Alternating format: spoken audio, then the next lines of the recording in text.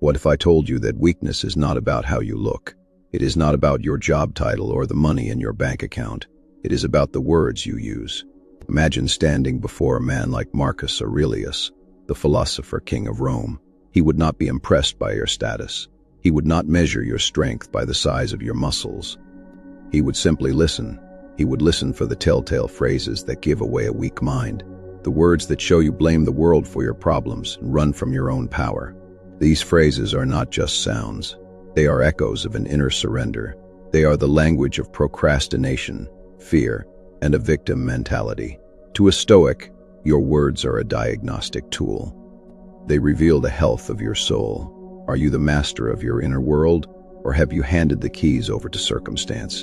In this video, we are breaking down the 7 phrases of weak men, according to the timeless wisdom of Marcus Aurelius.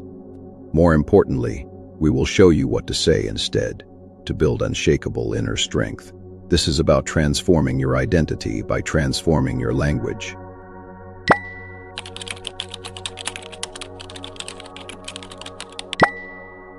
1. The first phrase of a weak man: it is not my fault.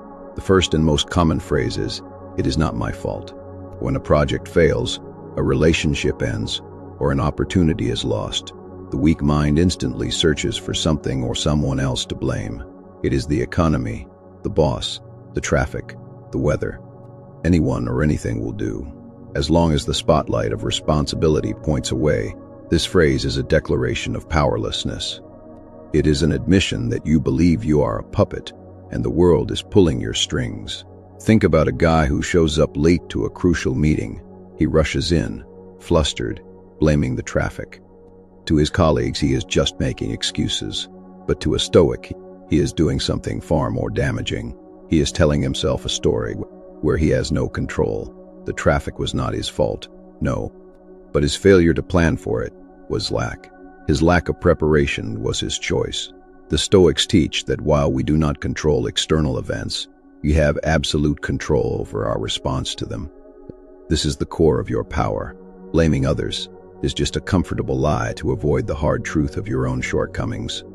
As Epictetus said, the beginner blames others, the intermediate student blames himself, but the wise man blames no one. He simply sees events as neutral and starts from there. Marcus Aurelius knew that responsibility was the foundation of character. He constantly reminded himself to look inward.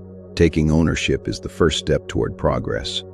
The strong man replaces "it is not my fault" with a simple, powerful statement: I am responsible. He is not necessarily claiming fault for a random event, but he is taking total ownership of his response and his next move. He asks, this happened, now what? In doing so, from them, he takes his power back from circumstance and puts it right where it belongs, inside his own mind.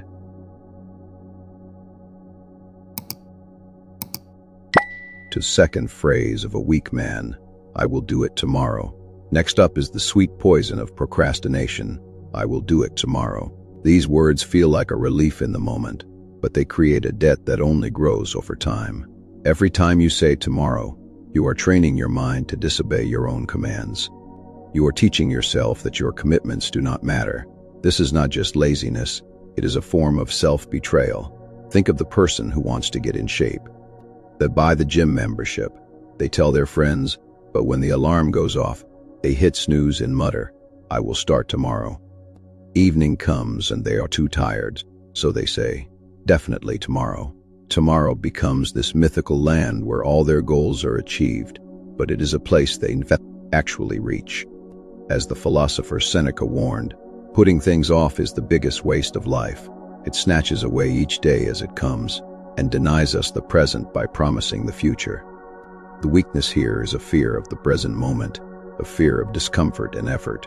You are not just postponing a task, you are postponing the person you claim you want to become. Marcus Aurelius was obsessed with the fleeting nature of time. He wrote to himself, think of your many years of procrastination, how the gods have repeatedly granted you further periods of grace, of which you have taken no advantage. Understand that your time has a limit. Use it then, or it will be gone, and never in your power again. A strong person knows that life is only lived now. They replace I will do it tomorrow, with the discipline of, I will do it now. Even a small action is a vote for the person they intend to become. They do not wait for motivation. They create it with action, understanding that the burn of discipline is temporary, while the sting of regret lasts a lifetime.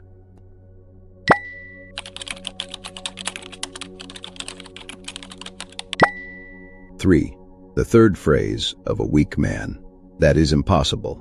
The third phrase that reveals a mind locked in a self-made prison is, that is impossible. This statement is almost never about reality. It is a shield we use to protect ourselves from the fear of failure.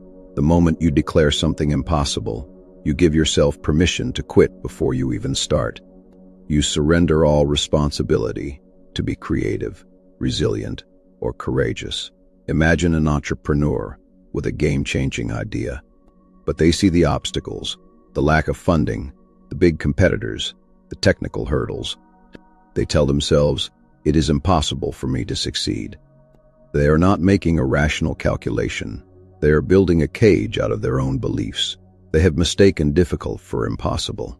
The Stoics taught that our job is to focus on our effort, not the outcome. A strong mind does not predict the future. It applies itself completely to the present challenge. Marcus Aurelius gave himself this powerful directive. Do not think that what is hard for you to master is humanly impossible. But if a thing is humanly possible, consider it to be within your reach. This does not mean you should think you can flap your arms and fly.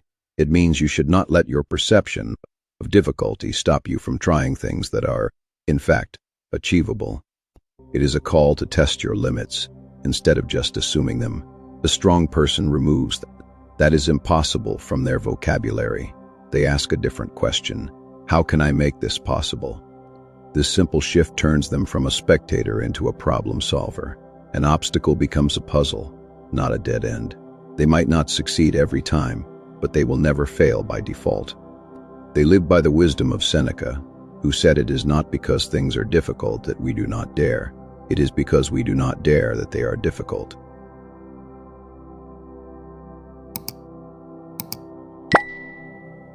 Four, the fourth phrase of a weak man. If only, or I wish. This next one is the sound of a mind lost in a daydream. The language of, if only and I wish. If only I had more money. I wish I were more confident. If only I had started 10 years ago. This is the language of helplessness. It is like staring at a locked door and wishing it would open, instead of looking for the key. Wishing is not a plan. It is a substitute for a plan. It puts all the power in external conditions and drains the present moment of all its energy. Think of the person who complains about their job but spends every evening just wishing for a better career. They say, if only I had a different degree, I could do what I love. They dream about a perfect future, but take 0 steps to create it. No online courses, no networking, not even reading a book on the subject. The wishing is just a story they tell themselves to stay comfortable and stuck. The Stoic philosopher Epictetus offered the perfect antidote. Do not seek for everything to happen as you wish it would, but rather wish that everything happens as it does happen. Then your life will flow well. This concept, known as emphatia, love of fate, is not about being passive. It is about radically accepting reality as the starting point for any real action. You can only act now, with the cards you had been dealt. A strong person knows that wishing is a waste of the only thing they truly own. This very moment, they replace, if only, with, I will. They do not wish for confidence. They take one small, scary step to build it. They do not say, if only I had started sooner.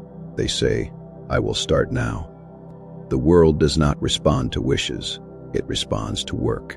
5. The fifth phrase of a weak man.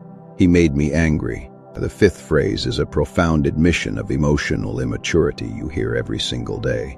He made me angry. Listen closely. No one can make you. Nobody can reach into your mind and flip your emotional switch. This phrase is a lie we tell ourselves to outsource the responsibility for our own inner peace. When you say this, you are admitting you have no emotional defenses, that any random person or event can dictate your state of mind. Imagine being cut off in traffic. Her heart pounds, you get hot, and you yell, that guy made me so mad. But did he? The other driver performed an action. That is it. It was your judgment about the action. That was disrespectful. He put me in danger. That created the anger. Marcus Aurelius saw this with crystal clarity. He wrote, "If you are distressed by anything external, the pain is not due to the thing itself, but to your estimate of it, and this you have the power to revoke at any moment." This is one of the most freeing ideas in all of philosophy. Your emotions are not inflicted on you. They are generated by you. And often the consequences of your anger are far worse than whatever caused it in the first place. The strong person is the sole guardian of their inner peace. They replace, "He made me angry. I am feeling angry." This tiny shift is monumental. The first is blame. The second is observation. By observing the feeling instead of becoming it, you create a space for reason to step in. You can then ask, is this anger useful? Is my judgment true? You take ownership of your emotions, not as a burden, but as the ultimate expression of your personal power.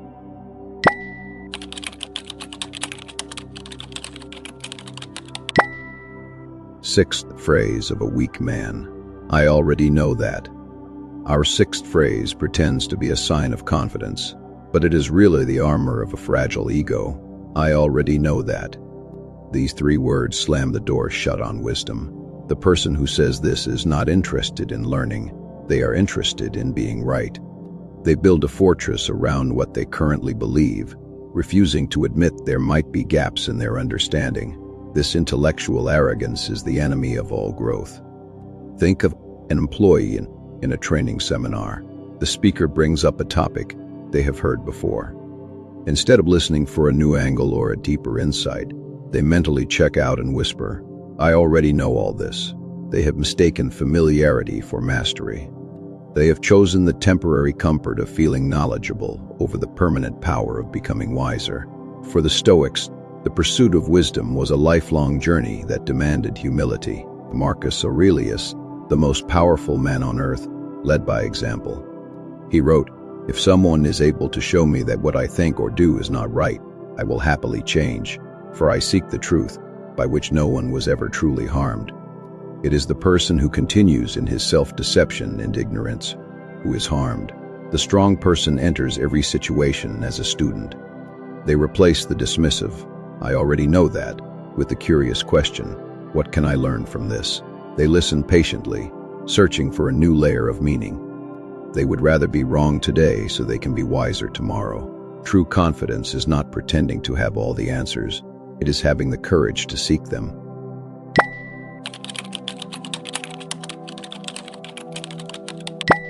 The seventh phrase of a weak man, what will they think? The final phrase that gives away dependent mind is the anxious question, what will they think?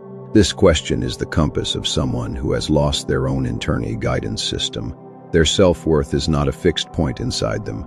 It is a flickering reflection in the eyes of others. They are a slave to external validation. Every decision, from their career to the clothes they wear, is filtered through the fear of judgment. This fear keeps them from taking risks, speaking their truth, and living an authentic life. Think of an artist who creates something they love, but is terrified to share it. What if they hate it? What if they think I am a fool? The joy of their work is poisoned by the fear of how it will be received. They have handed an imaginary jury the power to define their worth. Marcus Aurelius was baffled by this human tendency. It never ceases to amaze me. We all love ourselves more than other people, but care more about their opinion than our own. He constantly reminded himself to ignore the fleeting judgments of others and focus only on his own character and actions. Stoicism teaches that your virtue is the only true measure of your worth. Praise, criticism, reputation, it is all just noise. The strong person builds their self-worth from the inside out. They replace, what will they think, with, is this the right thing to do? They act based on their principles, not for applause. They understand that seeking approval makes you a servant to others. This does not mean being antisocial. It means recognizing that your primary duty is to your own rational mind. When you stop needing others to feel good about yourself, you become truly free.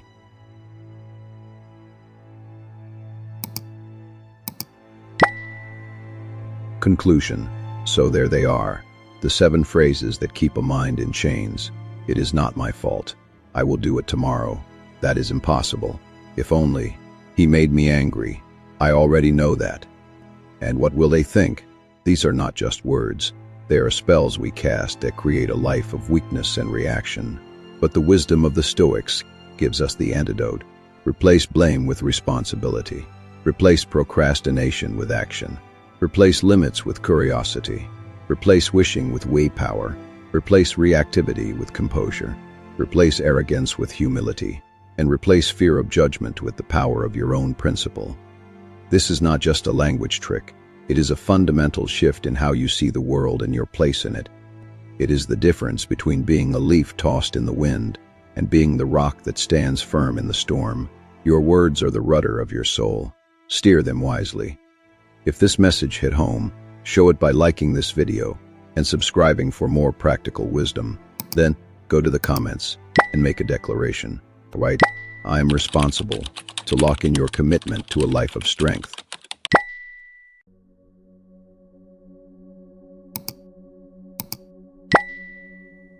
What if the secret to unbreakable confidence was not thinking positive, but staring your deepest fears right in the face?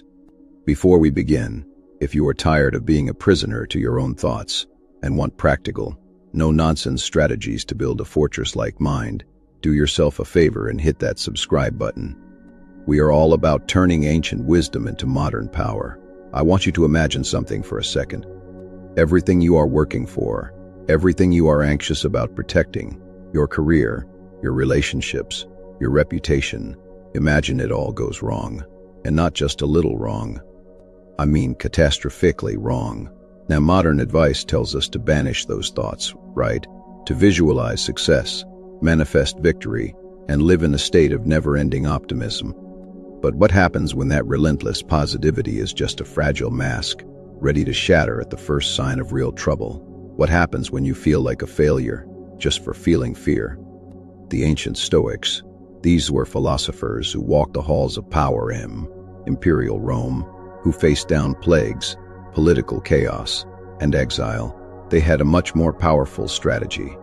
And it might sound a little crazy. They did not run from the darkness. They chose to walk right into it. In this video, I'm going to show you the ancient practice, premeditatio malorum, or negative visualization.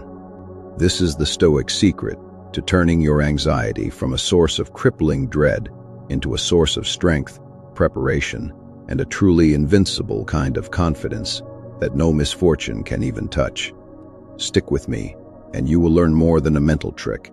You will learn a profound shift in perspective that has been battle-tested for over 2,000 years. 1. The tyranny of positive thinking. In our world today, we are sold one prescription for a happy life. Think positive. We are told to curate our thoughts like a social media feed. Only the bright, shiny, and optimistic are allowed. We are flooded with phrases like, good vibes only, manifest your dreams, and just be positive. The self-help industry, a multi-billion-dollar giant, is built almost entirely on this one simple idea, that you can think your way to a better life. And look, sometimes that can be a helpful nudge. But for a lot of us, this constant pressure to be positive becomes its own kind of tyranny. It creates this quiet, nagging shame whenever a negative thought pops into our heads. When you are anxious about a big presentation, worried about money, or grieving a loss, hearing someone say, just look on the bright side, does not just feel dismissive, it can feel cruel. It implies that your negative feelings are a personal failing, a lack of mental discipline. This is the subtle poison of toxic positivity. It denies our reality. It tells us to suppress emotions that are not only genuine but valid, and suppressed emotions do not just vanish, they fester. They grow in the dark, turning manageable worries into these huge, shapeless monsters. That vague anxiety that something might go wrong at work becomes a paralyzing dread that follows you everywhere. The fear of losing a relationship becomes a constant, gnawing insecurity that ends up poisoning the very connection you are trying to protect.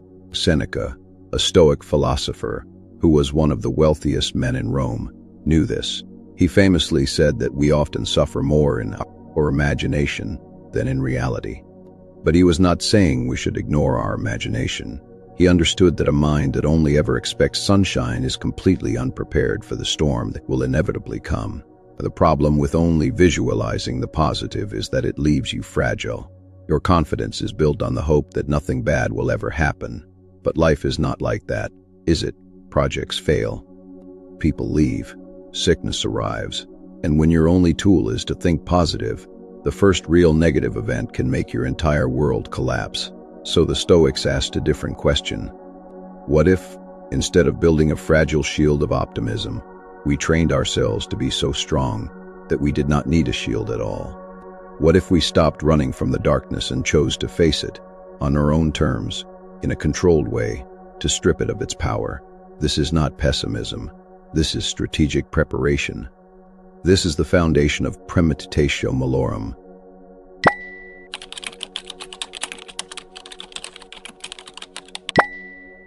2. The Stoic Cure, an introduction to premeditatio malorum. So what is this practice? The Latin phrase premeditatio malorum means the premeditation of evils. It is the deliberate, intentional practice of imagining things going wrong in your life. Now, I know what you are thinking. That sounds morbid. It sounds like a recipe for anxiety, not a cure for it. But that is only because we're looking at it through our modern lens. For the Stoics, this was the key to mental toughness. Seneca wrote, "What is quite unlooked for is more crushing in its effect, and unexpectedness adds to the weight of a disaster." He argued that the shock of a surprise attack is often worse than the attack itself. By thinking about potential misfortunes in advance, things like exile, illness, or financial ruin, Stoic was not trying to make them happen. They were rehearsing. They were running a fire drill for the soul. Think about it. We do this in every other part of our lives. Pilot spends hundreds of hours in a flight simulator practicing how to handle an engine failure. A boxer spars for weeks to prepare for the chaos of a real fight. A city creates an emergency plan for a hurricane. We see this as smart and responsible. The Stoics just applied that exact same logic to the emotional challenges of being human. This whole practice is built on the most fundamental idea in Stoicism, the dichotomy of control. The philosopher Epictetus, a man who was born a slave and became a legendary teacher, taught that some things are up to us and others are not. What is in our control? Our choices, our responses, our opinions. What is not in our control? Our bodies, our reputation, our money, and what other people do. The Stoics said that almost all of our anxiety comes from trying to control things we cannot, while forgetting to manage the one thing we can, our own mind. Premeditatio malorum is the ultimate training ground for this idea. When you visualize something negative, like getting laid off from your job, you are facing an external event that is largely out of your control. You cannot control your company's finances. But by visualizing it beforehand, you can start practicing what is in your control, your response. You can think through the steps you would take. You can prepare for the emotional hit. You can plan your next move. As Seneca would say, the wise person knows that anything is possible. They do not just hope for the best and leave it at that. They are prepared for the worst. Their confidence does not come from a belief that they will never fall. It comes from the deep knowledge that, fall, they will know how to get back up. This is not about creating negativity. It is about engineering resilience. It is the art of turning fear into your greatest tool.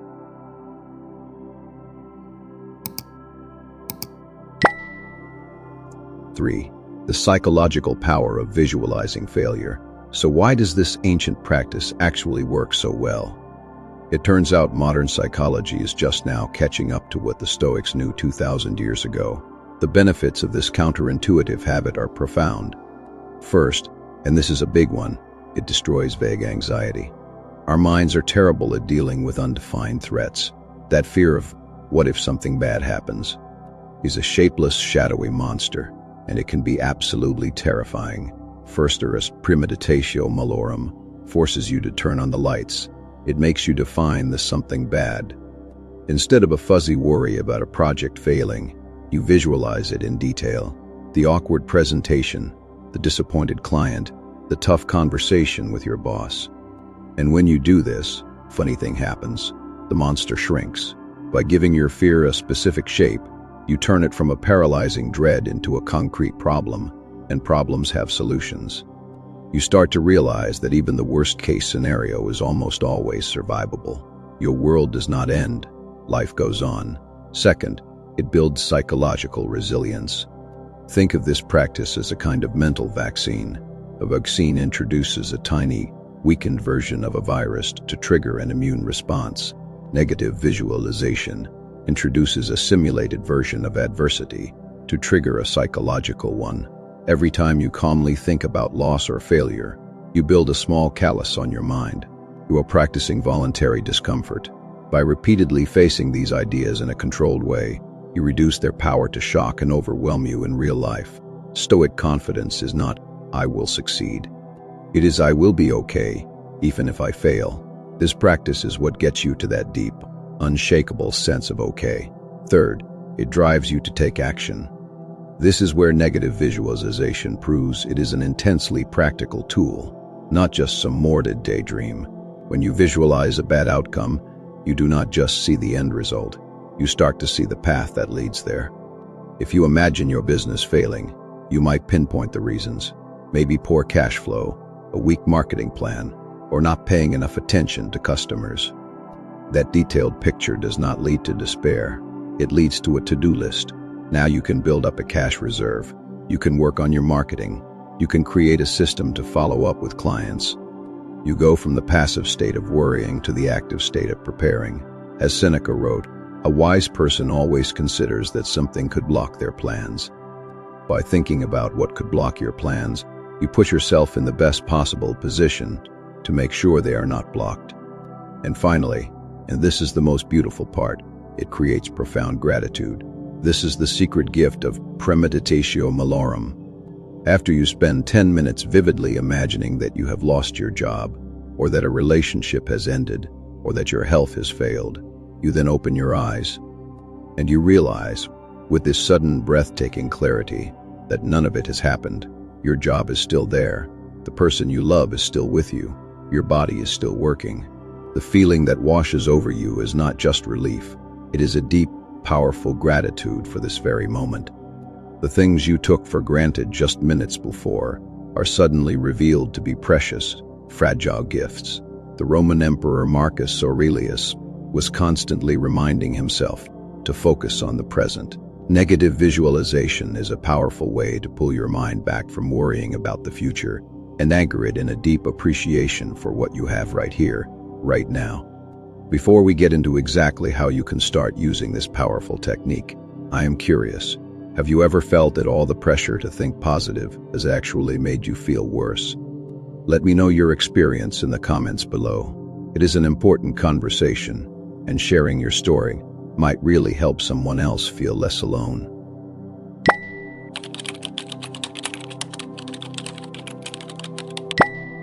4.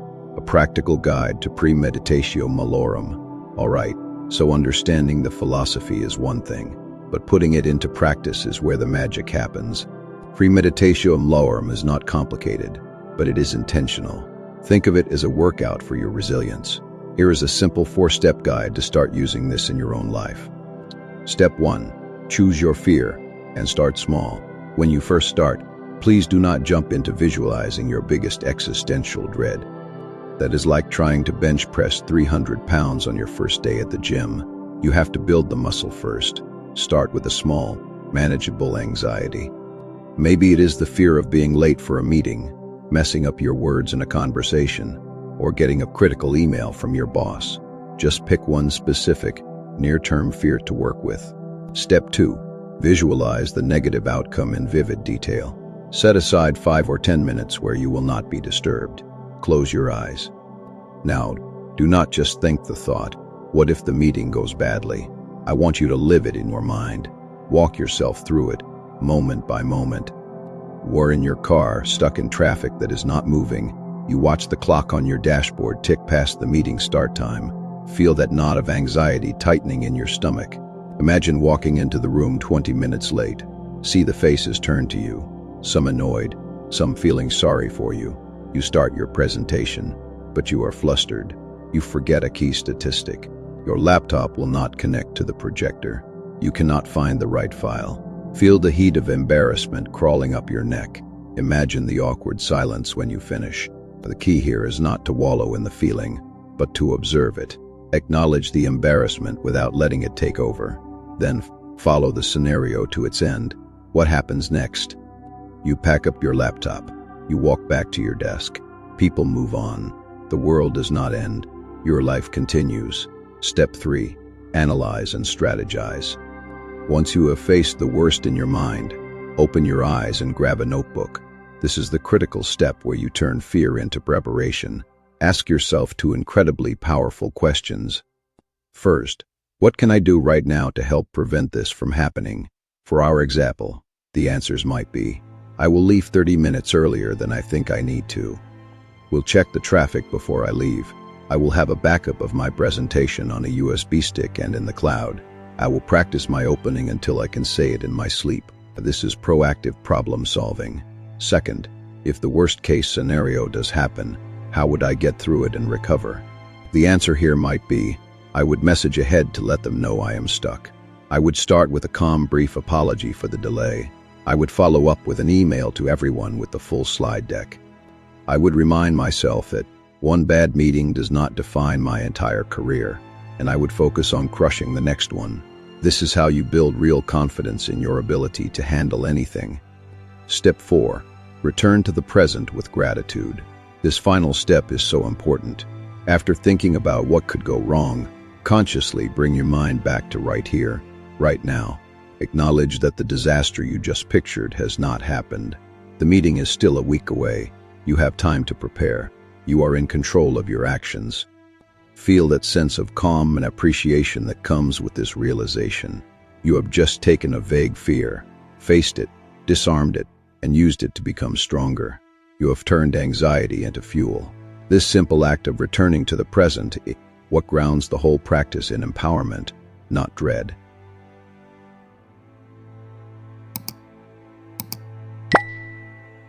Conclusion. For so long, we have been taught to be afraid of our own fears, to run from negative thoughts, and hide from the idea of failure. But the Stoics offer us a radical, liberating alternative. True, invincible confidence is not born from the delusion that we will never face hard times. It is forged in the calm, deliberate, and courageous act of considering them. Premeditatio malorum is not a morbid obsession with what could go wrong. It is a deeply practical and empowering tool for building your resilience, making you prepared, and helping you feel profound gratitude for the life you have right now. It is the understanding that by visualizing your failure, you are not cursing your future, you are just building a stronger ship, ready for any storm. The Stoic does not pray for a lighter burden. They train for a stronger back. By looking your fears in the eye, you are not inviting them over for dinner. You are just letting them know that if they do show up, you will be ready. If this ancient wisdom for our modern world resonated with you, and you want to keep exploring these powerful ideas, make sure you subscribe and click that notification bell so you do not miss what is next. Please give this video a like. It really helps the channel grow and helps other people find their way to a more resilient life. Thank you for watching.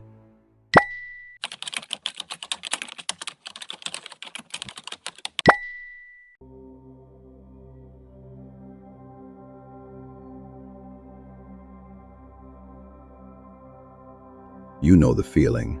Your mind is constantly racing, projecting one catastrophic future after another. You worry about your job, your relationships, your health. You have already lived through a dozen different crises before your coffee is even ready, leaving you emotionally drained before the day has truly begun. Your mind has become a battlefield for wars that have not started, over territory that might not even exist. This is not just stress. It is a state of being. It is that low human dread that has become the soundtrack to your life. You have tried to fix it, right? You have tried thinking your way out of it, finding the right app, or reading the right book, but the cycle just keeps going. What if the cure for this very modern problem was not modern at all? What if a Roman emperor, almost 200 years ago, laid out the exact blueprint to break this cycle of anxiety and find peace in the present moment. What if the man who ruled one of the most powerful empires in history, who stared down war, plague, and constant betrayal, developed a toolkit for mental resilience that is more relevant today than ever? This is not a history lesson.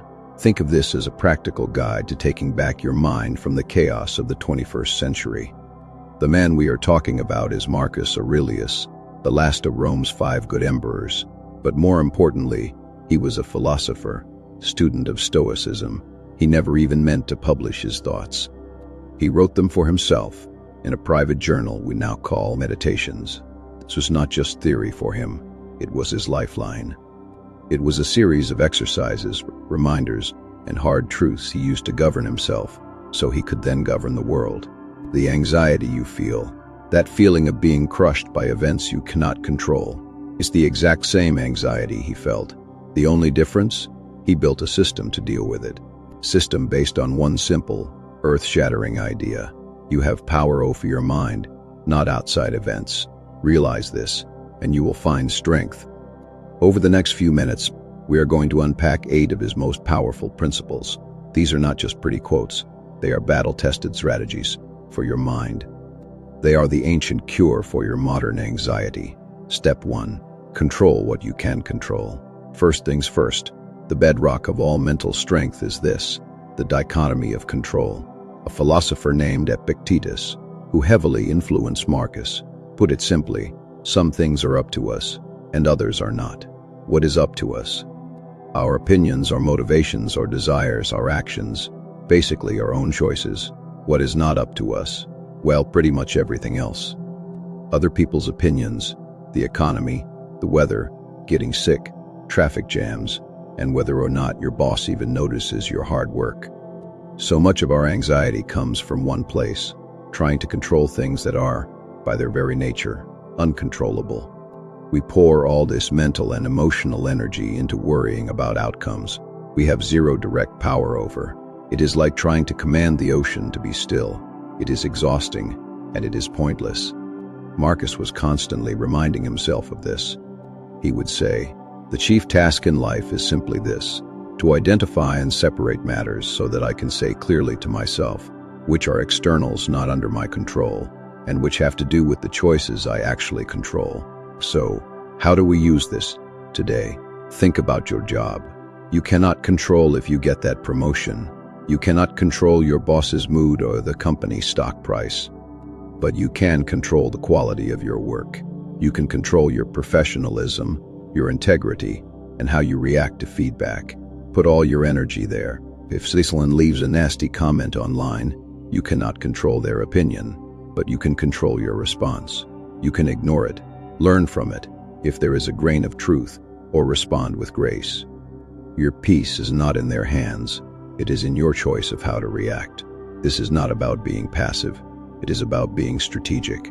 It is about stopping a war you cannot win, so you can focus on the one battlefield you command, your own mind.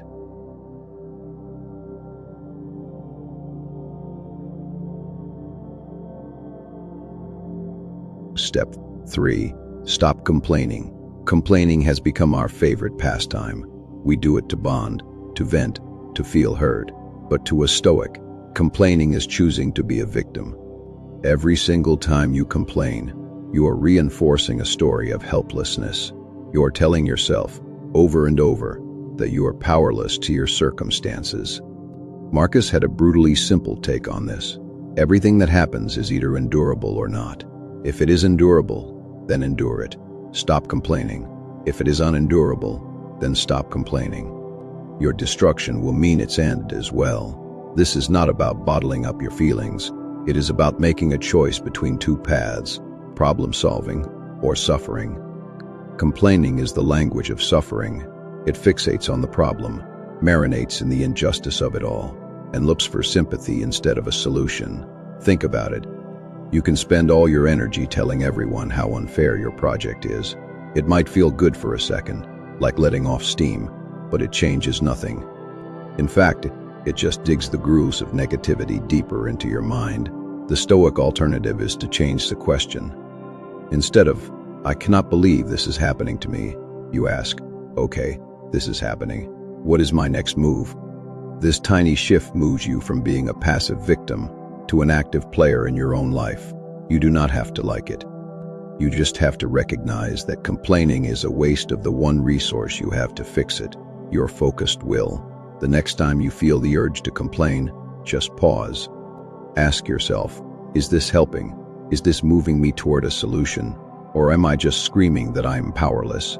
Choose the language of action, not grievance. Step 4. The obstacle is the way.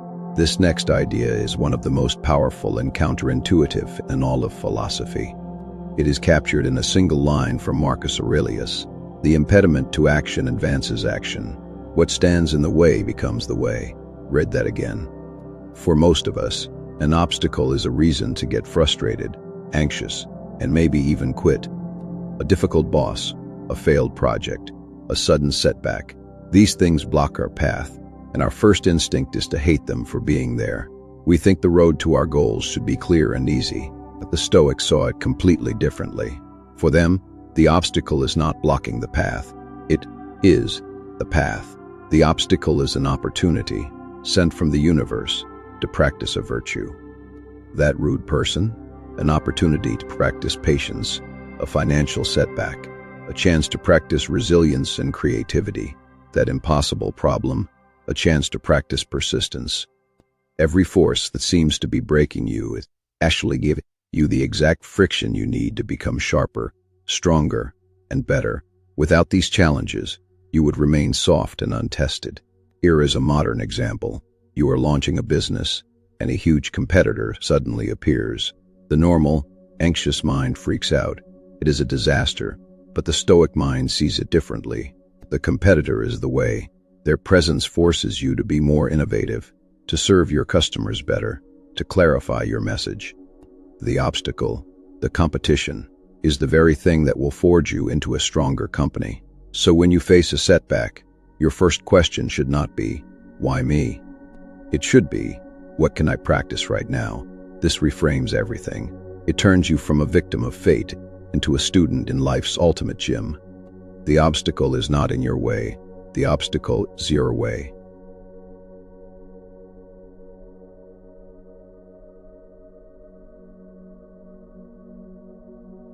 Step 5. Stop looking for likes. In our world of social media, we have built a global economy on external validation. Likes, shares, and follower counts have become the new currency for self-worth. Repost a picture and then nervously refresh the page, our mood bouncing up and down with every notification. We have literally outsourced our self-esteem to strangers on the internet. Marcus Aurelius would have called this voluntary slavery. He wrote, "The happiness of those who want to be popular depends on others, but the happiness of the wise grows out of their own free acts."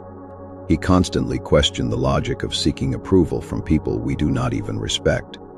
He asked himself, you want praise from people who kick themselves every 15 minutes, the approval of people who despise themselves.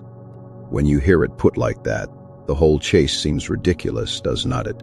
For a Stoic, your value comes from one place and one place only, your own character. The goal is to build an internal scorecard based on your principles that you live by no matter what the world thinks. When your own opinion of yourself matters more than anyone else's, you become psychologically bulletproof. This does not mean you ignore other people. Stoicism is deeply social. It just means your actions are driven by your character, not by a need for applause. You do the right thing because it is the right thing, period, not because you are hoping for a digital thumbs up. The next time you go to post something, ask yourself, am I sharing this to contribute, or am I sharing this to get validation? Before making a decision, ask, am I doing this because it aligns with my values, or because I think it will make me look good? Build your house on the solid rock of your character, not the shifting sands of public opinion. Step 6. Discipline is your best friend, not motivation. Our culture is obsessed with motivation. We think we have to feel inspired before we can act. We wait for a magical wave of enthusiasm to carry us to the gym or to that difficult task we have been putting off. And when that feeling never shows up, we stay right where we are, stuck. The Stoics would say we have it completely backward. Action comes first. Discipline is the engine. Motivation is just a fun, but totally unreliable passenger. Think about it. Marcus Aurelius was the emperor of Rome. He could have spent every morning wrapped in luxury. But he wrote this to himself, trying to get out of bed. At dawn, when you have trouble getting out of bed, tell yourself, I have to go to work, as a human being. What do I have to complain of if I am going to do what I was born for? Or is this what I was created for? To huddle under the blankets and stay warm? That is the voice of discipline. It does not care how you feel. It remembers its purpose, and it moves. The crazy part is, the action itself is what creates the motivation. You do not feel motivated, so you go to the gym. You push through it, and when you are done, you finally feel amazing and motivated. Momentum is born from motion. Discipline is the ultimate act of self-love. It is doing what your future self will thank you for, even when your present self is begging for comfort. It is about building habits that run on autopilot, so you do not have to waste energy making the same decision over and over. So stop waiting for motivation. It is a flaky friend and never shows up when you need it. Cultivate discipline instead. Just put your feet on the floor. Rise. The action will create the feeling you have been waiting for.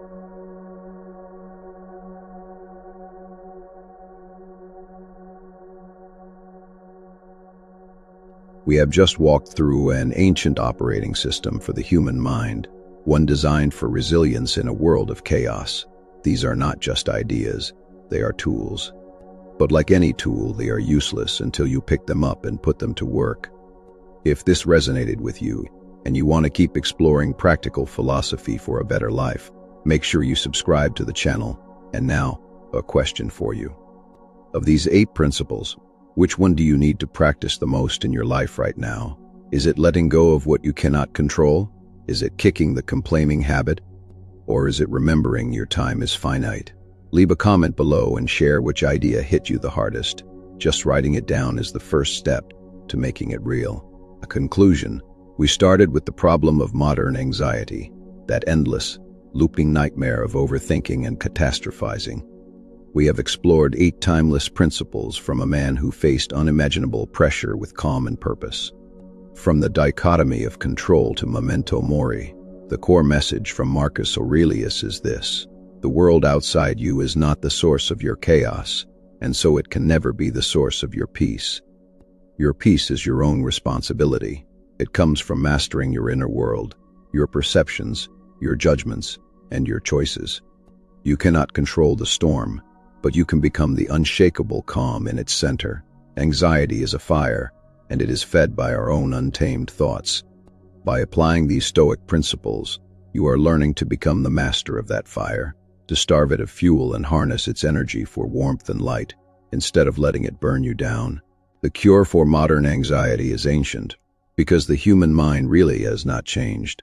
You already have the power to discard your anxiety, because it was never outside of you to begin with. As Marcus himself wrote, "Today I escaped anxiety," or no, I discarded it, because it was within me, in my own perceptions, not outside. Realize this, and you will find strength.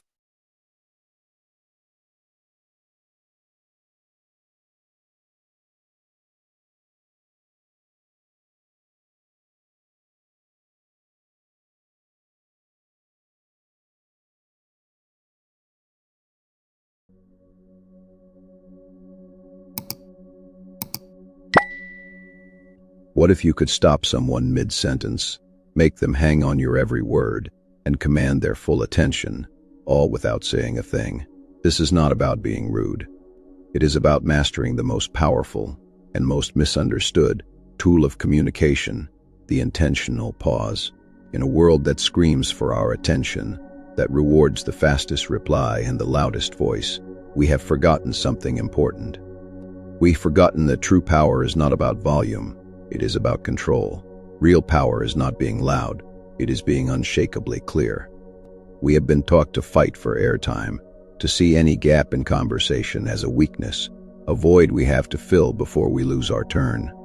But the ancient Stoics, philosophers who were masters of self-command, knew a profound secret. They knew that the space between stimulus and response is where our freedom lies. In conversation, that space is the pause. Today, we are going to learn how to wield it. We will deconstruct the anatomy of a powerful silence and give you the tools to reclaim your voice, not by talking more, but by pausing with purpose. The problem, the agony of the interruption. Let us be honest. There is a specific, soul-crushing sting that comes from being interrupted. You know the moment. You are in the meeting, you have finally gathered your thoughts, and you are about to make that crucial point. You open your mouth, and just as the idea takes shape, a colleague jumps in. Actually, to build on that, he says, which is corporate speak for, I am going to say my own idea now, and pretend it was inspired by you. The room's attention snaps from you to him. Your point, your momentum, your confidence, it all vanishes into the stale air of the conference room. You are left with two terrible options. Interrupt him back, escalating the tension and looking petty, or shrink into your chair, defeated, your idea dying on your lips. In that moment, the room does not see your silence as politeness. They see it as subordination. This does not just happen at work. It happens at the dinner table with family who think their stories are more important. It happens with friends so eager to share their own news they trample all over yours. Each interruption sends the same subconscious message. What you have to say matters less than what I have to say. And the more it happens, the more we start to believe it. People who feel insecure in a conversation rush to fill every void. They talk fast. They ramble. They seek constant approval. This need to speak does not project confidence. It betrays a lack of it and gives away their power. They fear silence because they do not trust that what they have to say is valuable enough for people to wait for, so they build a wall of noise, hoping volume will be mistaken for substance. This creates a vicious cycle. When you are constantly talked over, you start to anticipate it. You speed up, trying to get your point out before the inevitable cutoff. You get louder. You repeat yourself. Your delivery becomes a frantic race to the finish line. And the tragic irony is that this rushed, needy delivery projects the exact opposite of the authority you are trying to claim. An audience reads it as weakness, not strength. You lose the battle for composure in a desperate attempt to win the battle for airtime, and you end up losing both.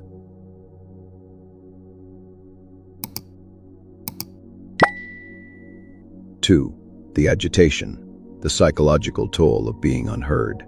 The sting of being interrupted is more than a fleeting annoyance. It is a subtle disrespect that chips away at your very foundation. When you are repeatedly cut off, it is not just about losing your turn to speak. It is about feeling like you have lost your place. In interaction, we are subconsciously signaling and reading signals of confidence and authority. When someone interrupts you, they have, in that micro moment, asserted dominance. They have controlled the conversation, and by extension, positioned you as lesser. Your mind registers this as a small social defeat. When these defeats pile up, they become corrosive. You start to second-guess yourself. Was my idea not good enough? Maybe I am just not clear. Maybe I should just stay quiet. This inner monologue is the slow poisoning of your confidence. You start to shrink, making yourself smaller to avoid the pain of being cut down. It becomes a self-fulfilling prophecy. The less you speak, the less you are seen, and the less you are valued. You become present in the room, but not accounted for. This feeling is profoundly isolating. It is the frustration of knowing you have something to contribute, but being denied the space to do so. The Stoics understood that our inner state, our inner citadel, is the only thing we truly control, but a constant barrage of disrespect can feel like an assault on its walls. The anger that builds up is natural, but it is a trap.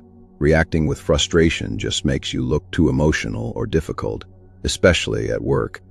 You end up not only being unheard, but also misjudged, caught in a trap where you either suffer in silence or speak up and risk being penalized.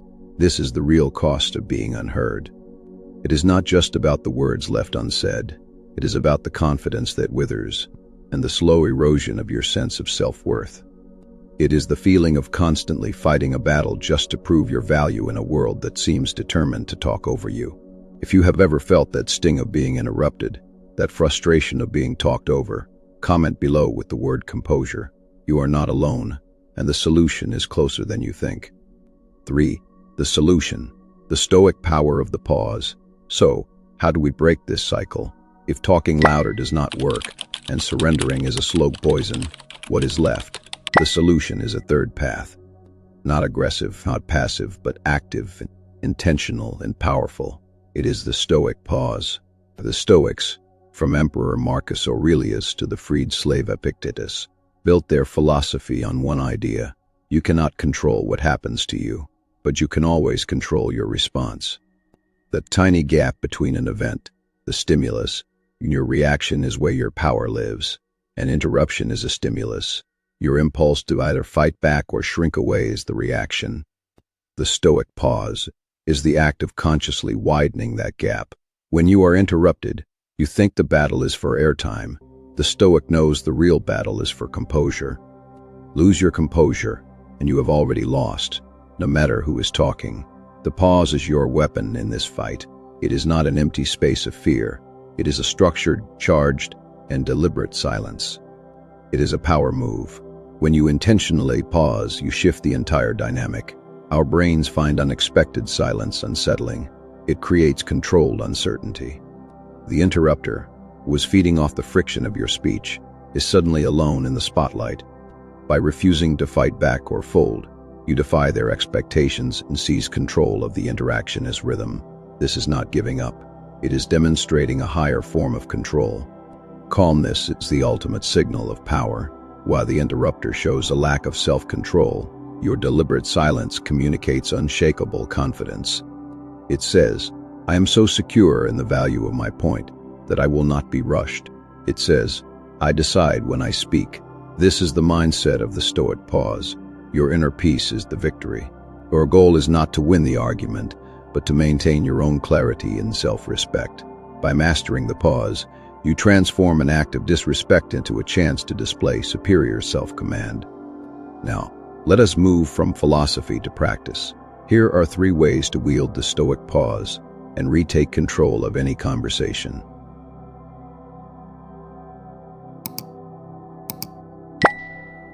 The wall of silence. This is your first line of defense for the exact moment someone cuts you off. The execution is deceptively simple. The instant they start talking over you, you do one thing. You stop talking, completely, abruptly. Do not trail off. Do not rush to finish. Cut your own voice off. Then, turn your full, calm attention to them. No eye rolling, no sighing, no looking away. Just hold neutral, steady eye contact. Your posture is relaxed, but solid. You are not angry or annoyed. You are simply waiting. What happens next is psychological magic. The interrupter expected a fight. When you go silent, their momentum crashes into a wall. The attention in the room is now solely on them. And for someone trying to steal the spotlight, this is often deeply uncomfortable. They will likely run out of steam, their point sounding weaker now that it stands alone. After they finish, and this is crucial, you do not respond to their interruption. Let one single, sovereign second of silence hang in the air. This beat says, that was their interruption. Now, we return to the conversation. Then, with the same calm tone, you say a simple phrase like, "as I was saying," and you pick up your original sentence exactly where you left off. This communicates a powerful message. Your interruption was an irrelevant distraction. It had no effect. It did not derail me. You have asserted your right to speak, not by being louder, but by showing your conversational frame is stronger than theirs. The thoughtful pause, the weight of consideration. This technique is more subtle. It is not about reacting to an interruption, but about conditioning people to listen to you from the start. Use the thoughtful pause before you answer a question or make a key point. We feel pressure to have an instant answer, to show we are quick-witted, but this is a trap. Fast answers often feel automatic and can lack weight. The thoughtful pause flips this script. When someone asks you an important question, do not rush. Pause. Hold their gaze for 2 or 3 seconds. You can give a slight nod, as if weighing the question with the seriousness it deserves. This small act has a profound effect. First, it creates anticipation. The silence pulls the listener's attention towards you, amplifying the impact of your words. When you speak with deliberation, your words gain value. Second, it signals confidence. A person comfortable with silence is secure in their own thoughts. It says, I am not just giving a pre-programmed response. I am giving you a considered one. Seneca, the Stoic philosopher, wrote that speech is a mirror of the mind. A rushed mind produces rushed speech. A calm mind produces calm speech. The thoughtful pause is the physical manifestation of a calm and ordered mind. Try it. When asked a question, just pause. Take a quiet breath. Hold their gaze. Then deliver your answer. You will notice an immediate shift in how people react. They will listen more intently. They will interrupt you less.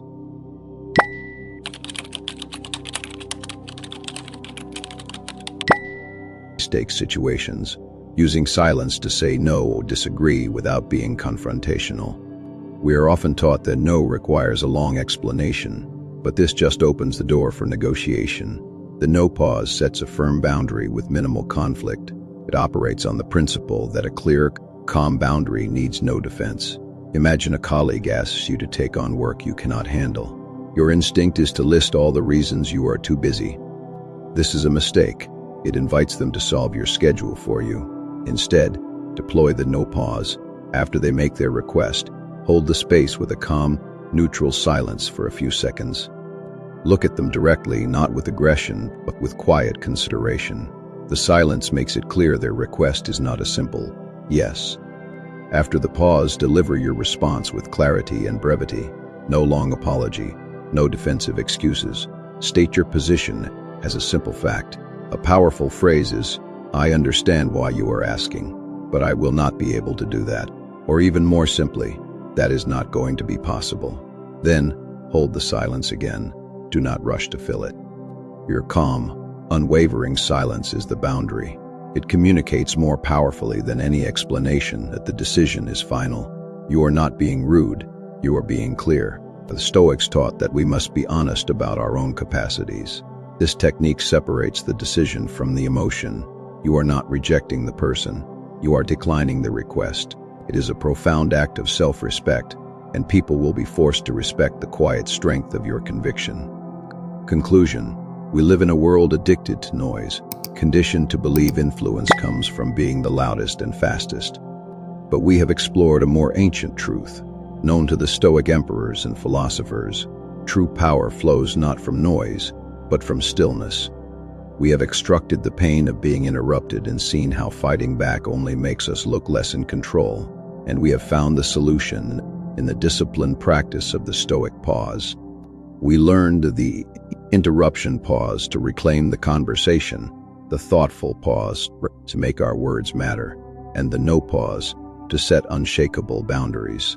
These are not just tricks. They are exercises in self-mastery. Every time you choose to pause instead of reacting, you are strengthening your own inner citadel. We're reminding yourself that your composure is your power, and your voice is worth waiting for. Silence is not empty. It is full of intent. Your task is this: go out and practice. Start small. In your next conversation, pause 4 seconds before you answer. Feel the shift. The next time you are cut off, just stop, breathe, and let the power of your silence speak for you. You will discover that by saying less, you are heard more. You will find that in the stillness, you can command a room. You learn, as the Stoics did, that the pause is not a weakness, but your most profound strength. If you found value in this, subscribe for more content on practical philosophy. And remember to watch our other video on building unshakable confidence. Stay calm and stay in control.